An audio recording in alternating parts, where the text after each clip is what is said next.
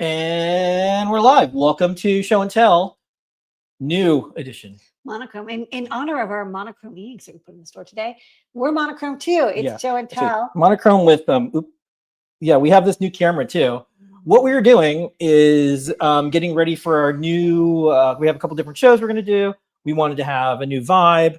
We're going to go vertical for some of the things. We're going to go black and white. And then what we wanted to do is have a workshop camera. So you're probably saying, oh, Phil Lamore, I can't believe you're sending your likeness all the way across the internet. It's doing face recognition. No, it's an edge computer chip that does, it's a local, I guess you'd call it a face detector.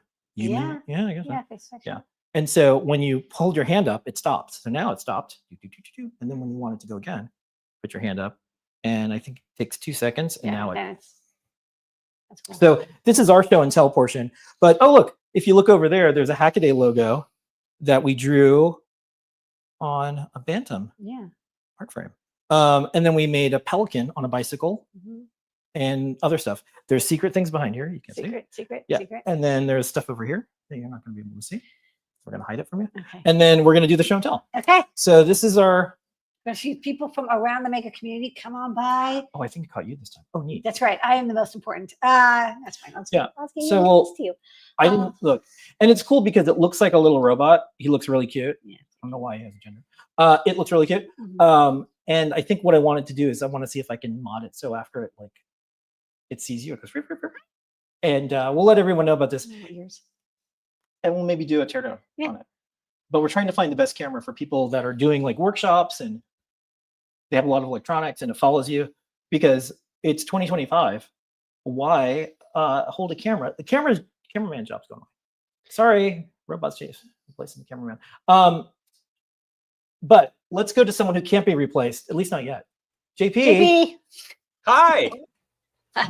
Yeah, you can be. The closest thing I could think of is one of the androids from the Foundation book series. Because you could do flips and ropes and stuff like that. I feel like you're more than human. You're more human than human. Agile robot. Yeah. All right. Live from Wayland Labs. Yeah. What do you want me to leave your screen up, or do you want me to? Yeah. You can leave that other camera up. So this is pretty cool. Lamore said to me recently, "Hey, Bluetooth, keyboard, dongle, bridge, wired connection, can we do all that with Pico W and Pico 2W? I think there's some Arduino code that sort of heads in that direction. And there is, I looked into it, and there is an Arduino library, I think by Phil Hauer, that is a Bluetooth HID, and there's a sample that turns that into like a little PWM piano.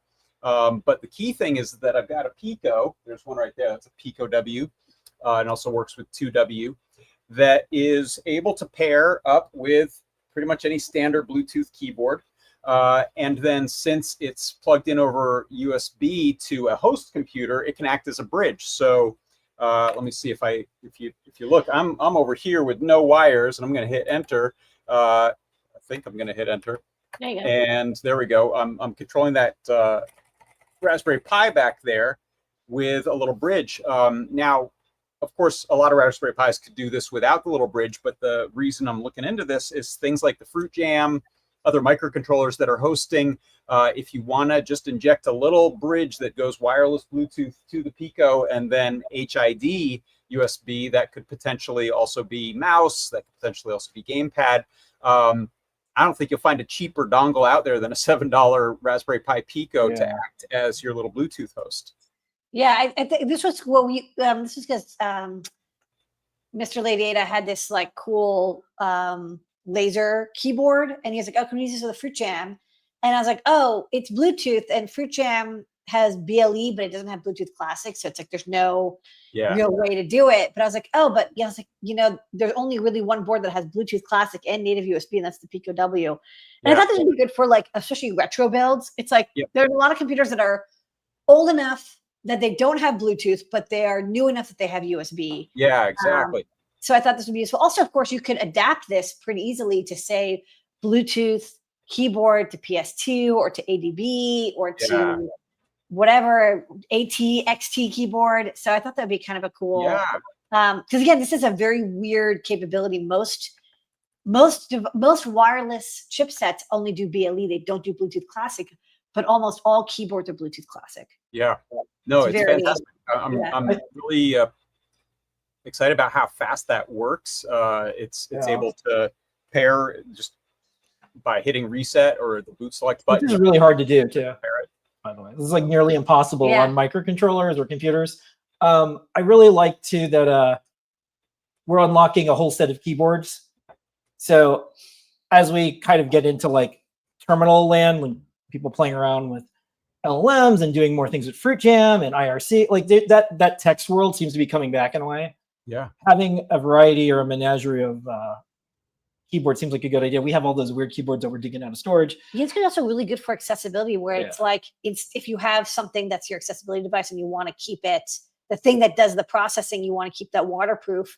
You don't want to have any wires coming in. Now you can use a wireless keyboard. It's starting to reflect, I think, what's going on in like nature right now is we don't want to have proprietary protocols going between the two. Yeah. Even though like whatever Bluetooth, but Bluetooth Classic, it's like if you can get there, then you get everything. So like getting it to like, okay, like everything sucks. It's never going to talk to each other, except for if we could get to like Bluetooth Classic, then we get keyboards. So I think that was a good strategy for Howard. This is cool. All right. Well, funny, when I was working on this, I had it connected up to my computer. And so I had two keyboards sitting there, one that was my computer's keyboard and one that was this. And then I just realized I was continuing to work with the one that I was testing, which usually doesn't happen when you're doing like Bluetooth stuff. You're like, here's the little funky one that has like one button on it, or it's a macro pad. But I actually was kind of, oh, wait, this is the nearer one to me. So now I'm just using this for continuing to work on the project, which is a good sign that it's working well. Great. I got this. I'll show it at a show and tell or a video later. I have this little, you've seen these forever, the laser keyboards. Like it projects a little laser keyboard. And like, it's a little bit of a novelty. And the company, what was it, like Human or something? They were making an AI device. They're like, they would like show their hand and it would like display like a thing. Company didn't work out. But I thought everyone loves that demo, but it's never real. It never works. So I should just make it. So we're gonna make it for real, and this is part of it. I just got one of those in the mail after you guys told me about it, and I just tried it in sort of its own wired mode, but I haven't hooked it up to this thing yet. But it pairs fast. It's funny. It's so that like it's so quote old that it has the old USB connector, like micro or mini. It's a video. Yeah, they're like they never change. They're like, you know what, we're done. Yeah. So we designed it in 1998. We're done. Patent pending. Okay. It works surprisingly well. I wouldn't touch type on it. I was like, really good. Why does this work so well? Yeah, it's fun. Like we should write about like why it works. Like people are like, well, how does it work? Because there's lasers and distance involved. But I think it'll be a cool demo when you get one of those transparent monitors and then that like clear. Clear. Cyberpunk. All right. Well, thanks, JP. Tomorrow, JP's workshop. Yep. Come on by. All right. Okay, Liz, what you got going on this week? Hey, so I've got a project kind of in progress I wanted to show. So I did the guide on the AS5600 sensor, and it lets you use a magnet to do a rotary encoder. So then when I started thinking about how to do a Learn Guide project to build out an encoder, I was kind of stuck on how I would make it spin the magnet above the encoder. So I started looking at what other people had done, and some people had used like full-on ball bearings. I didn't want to have a ball bearing in the project, so I tried 3D printing one. So this was the test one I did, and it's been pretty well. But then when I tried to size it up here, you can see it got kind of crunchy, and then I tried changing it up, and this one fused. So then I was feeling a little frustrated, and Noe and I play Mario Kart every night, and I find I have my best ideas during Mario Kart races. And I realized that I didn't need all these like bearings necessarily, because I didn't need 2 axes of motion. I just needed the center. So I ended up making the centerpiece one bearing, and then that ended up being the ticket, where I took the same measurements for a single bearing and just made it the whole centerpiece. And so now in the design, you can see here, the magnet is in the center. There's a screw that attaches this knob on top, and then it's able to turn, and it's the perfect height to above the sensor. So we're getting rotation, everything. And then it's going to connect to a QT Py, and then it has a little base. And I do have the code up on Learn already. I just haven't had time to do the documentation yet, but it will be a guide soon. So I just wanted to share kind of the process I went through doing this shape and getting the geometry. Like unlearn. You're like, I have to unlearn what I know, which is like, wait a minute, I don't need those berries are meant for load. Like, there's supposed to be load on it, and you're like, wait, I don't need load. It actually is only handling rotation on one axis, and there's no pressure. I can support it. Yeah, and it's also not like a wheel, right? It's just a rotor. That's it's simple. That's like, I mean, I wouldn't have thought of that. I would have kept right. Yeah, my answer would have been like, well, let's just get it off the shelf berry and put it in. You know what I mean? I would have like totally over engineered it, but I like that you went simple. Sometimes simple is hard. Yes. Yeah. And sometimes I think because, Noah is 3D, the main 3D printing version. Sometimes I kind of want to show off a little that I can come up with print and place things too. Yeah. I like to talk about capacitors and how you should add capacitors to all your designs. Exactly. That way people assume that I'm doing all the engineering. Same energy. Yeah. Yeah. Like, what's funny is when you say like, you should add more capacitors, like when folks don't know, they're like, oh, yeah, right. Yeah, you're right. You should Hmm. probably try that. I also like how you did the kind of maker philosophy. It's like you have to empty the glass out before you could fill it again, because there's a lot of, it's fun to be a beginner because you don't know any better, but then once you become an expert, that's when you get cranky. It's like, let me try to do this the only way I know. So big work. Okay. Yeah. Sweet. And I do want to mention this Friday, Circuit Python Day. We've got Danda's session. We also have guest sessions with Sophie Wong, John Gallagher, Brent and Lauren did stuff for Adafruit.io, and there's going to be a live bootloader podcast. So that's sweet. Yeah, we're going to be at Adafruit and doing a lot of stuff, and then Lamore's going to do a session, and we'll see. We might have some surprises. We have some like demos of things that are like very early, but we're trying to get Blinket to run on like weird hardware. Yeah, and I think a lot of like Circuit Python Day could be like, here's what's ahead. Because when we show stuff off, there's always like, where's the code right now? It's not up. You must be going closed source. It's been 7 seconds. And that's not fun. Okay. All right, thanks, Liz. Thanks, Liz. Right. That's a good one.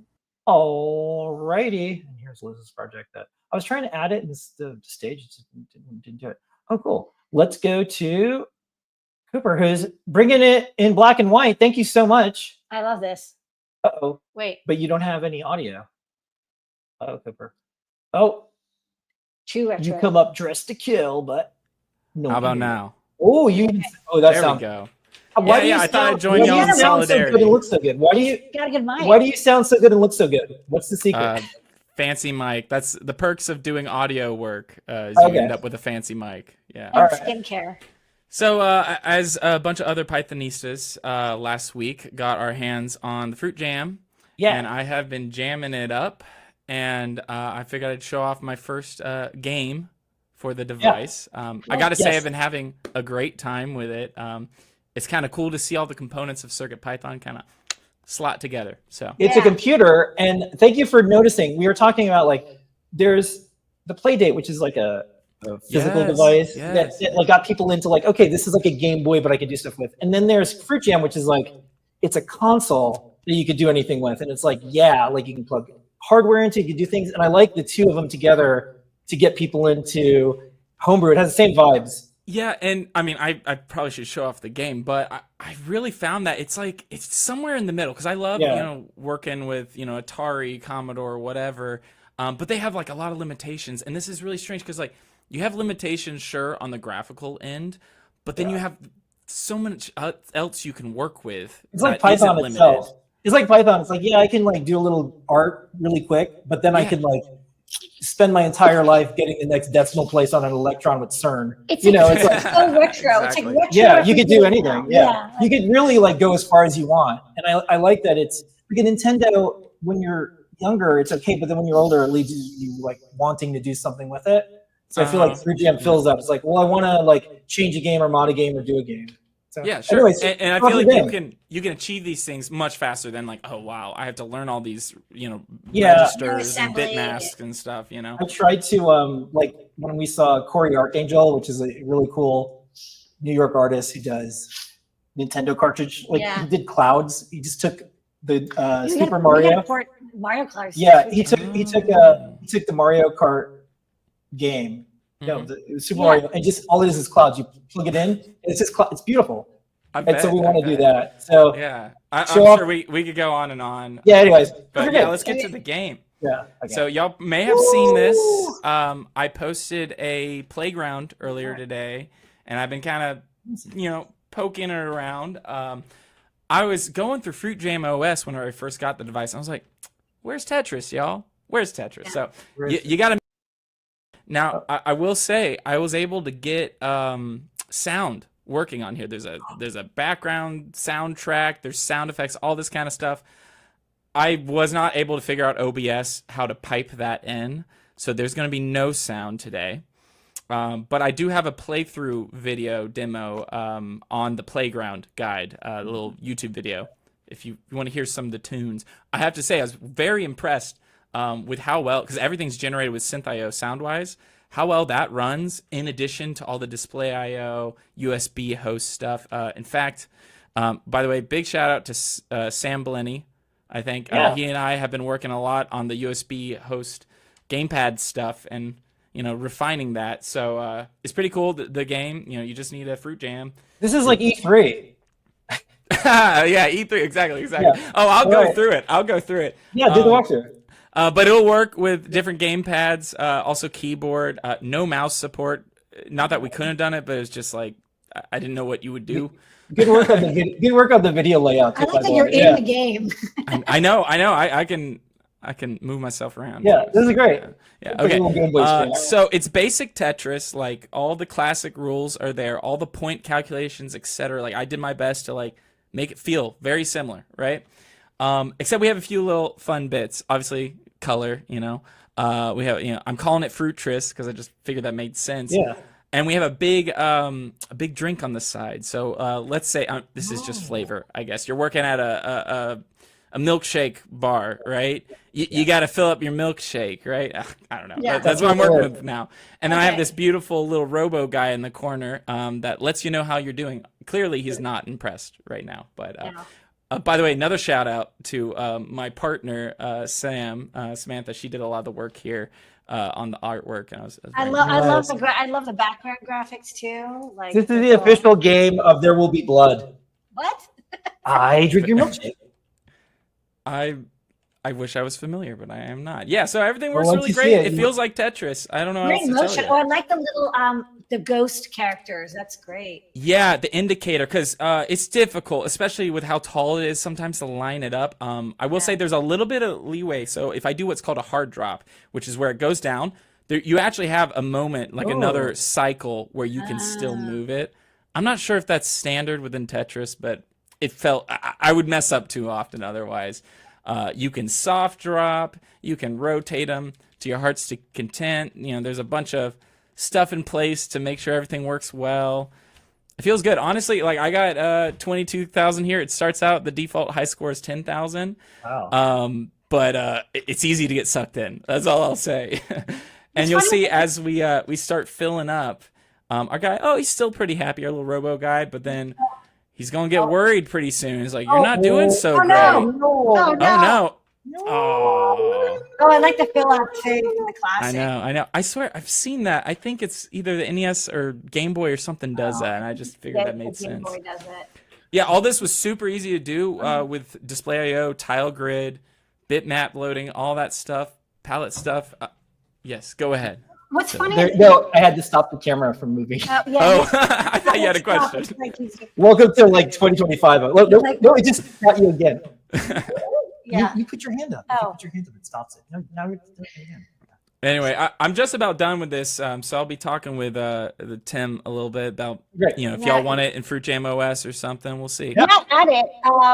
I think he made it so you could have just GitHub URLs and it will grab it. I was gonna say that what's funny is I don't know if you some people who might be viewing might be old enough to remember the Fuse box, which was an Mega 644 game system that I released as a kit. Easily 15 years ago.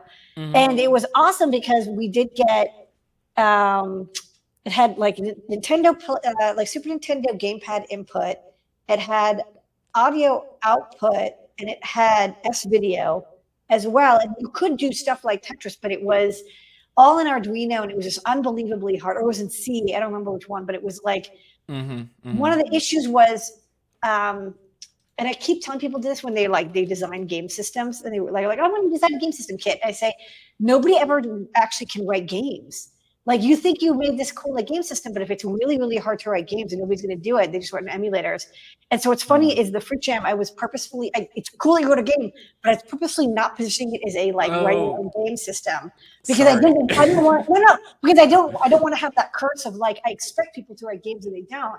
But I actually think I'm I'm impressed. It's like, wow, the Fruit Jam's not been out that long, and you're able to get a game. Yeah, maybe this is a good game. We wanted to wait too because everyone, I think, was waiting for Adafruit to come out with a 3D printer, and we're like, no, that doesn't make sense. And then there was a lot of handheld games, and there was consoles. There's a lot of things in the past, but until CircuitPython came along, and a lot of the low-cost ways to do this, GitHub, all the tooling we do, it was really hard for people to share code. And now they can. There's a community. So, anyways, thanks for doing this. This is a fantastic treat for tomorrow, CircuitPython Day. Oh yeah. I'm excited to see everything. Please tell Sam she did a great job, and go see There Will Be Blood with Daniel Day-Lewis, where he screams about milk. Just watch the meme. I swear I've seen it forever ago. I just don't remember. We all have. It's embedded into our personalities now. Okay. And one thing I gotta say, last closing note. Yeah, I enjoyed making this game and learning how to do all this stuff. And I feel like all the tools are there, but there's a little bit of room for refinement. And I think myself and other members of the community are probably gonna put in a few tweaks to just make the process even easier. Oh yeah, for example, the thing you said about that's weird that SynthIO and the video generation works great. That was actually a huge amount of work because when Foamy Guy did the startup screen, and he had audio playback while there was video animation, it actually was really jittery at first. And so Scott spent a lot of effort. I know the garbage collection was tweaking the garbage collection and the timing and the IRQs and the DMA, and he went back and forth, and him and Foamy Guy went back and forth to make it really good. Yeah. And I remember being this is really important. We have to have really good video and audio. Also, JP was Larzio because he was also having issues. And we were trying to nail it down, and we did eventually get it going. And so I'm really glad that effort bore fruit in Fruitris because that's fruit. Because it was they did a lot of work. So I want to give kudos to JP and Foamy Guy and Scott and everyone else who worked on that extremely hard problem, but it really made CircuitPython so much better. Yeah, and this is a little bit of a deep dive, but there is still one more thing I'm stuck on. Yeah. I wanted the NeoPixels on the side as you fill up the drink, there's different colors and stuff, and I wanted them to match, right? I was they're there, might as well use them. There are display issues when using the NeoPixels. Yeah, it is. We know about them. That's kind of the last thing. Okay, because I put up an issue because I didn't see anything else on it. It's one of those things that we want to work on, but it wasn't as important to us as getting the audio and video, because basically you do have to sort of say because and I know people are going to be like, why can't I do XXXX? It's well, we're bit banging DVI output, we're bit banging audio, and we're bit banging USB. Right, the I2S has a little bit of support, but it's still there's only really one core.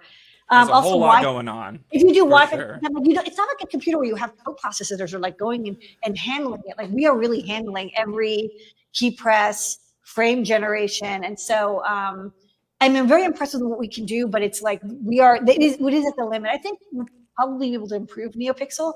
I think it was just an issue. I think Scott's going to look at it. It's just an issue of DMA prioritization, or do we have an IRQ that maybe it's not at the right level, but I just ended up setting a flag to ignore it for now, and we're also kind of maybe when the ESP-P4 Fruit Jam comes out, right, that's going to have more processing capability, and that might be that, I feel like we are pushing the RP2350 finally, just a little bit. Finally, we were talking about other technologies. I feel like we're at the point the tooling is there. We're also finding reasons to push microcontrollers and computers again, because if we don't, we're all just going to do the same stuff, and don't want to do that. Cooper, thank you so much for stopping by. This was fantastic. It's like the Commodore It's great 64, talking to you. wasting the beam on the, Yeah. You got to finish all your processing by the end of the frame because then the next frame comes Oh, out. I've been there. I've done that. Oh Yeah. yeah. I've had crazy NTSC display issues because Yeah. of it. Oh yeah. Yeah, so it's a little bit like that. We just have to figure out where do we have that space to wedge it in. This is great. Well, thank you so much for showing some of the potential with Fruit Jam. Oh yeah. Very much I appreciate recommend. Sorry for the lack of audio. If you're interested, check out the YouTube Check out video, the the playground, yeah, etc. playground. And I personally appreciate showing up black and white. Okay. Oh yeah. AV See you later. nerds unite. Okay. I don't know, maybe this is a new style. All right, thanks everybody. What a great show and tell. Great to see everybody. That's right. We'll be doing Ask an Engineer a little while. We're doing a different format now while we're on like summer vacation. We get as much done as we can, and then we do the show in like an hour or so, a little bit less than that. Okay. We'll let people know. And then this looks boring right now, but let me get this hand off here. No. It has to be on the white. Okay. Yeah. All right. So now we have to make sure that we don't put our hands up. Right. If we put our hands up, it'll. I know. There's like all these rules. Look how quick it is. Yeah. Ooh. Look how quick it is. Oh, it got you. Okay. Anyway. So blue means it's tracking, or blue means it's not tracking. Blue is tracking. Blue's tracking. Yeah. Oh, it is tracking. Yeah. And look how quick it was. Yeah. It sees it really fast. It gets the hand really fast. It's a good hand detector. You know what? Maybe it's a hand detector, not a face detector. That's what it is. A hand detector. Yeah. Okay. Cool. I think you have to do your hand. Okay. We'll see everybody on Ask Engineer in a few minutes. Bye bye.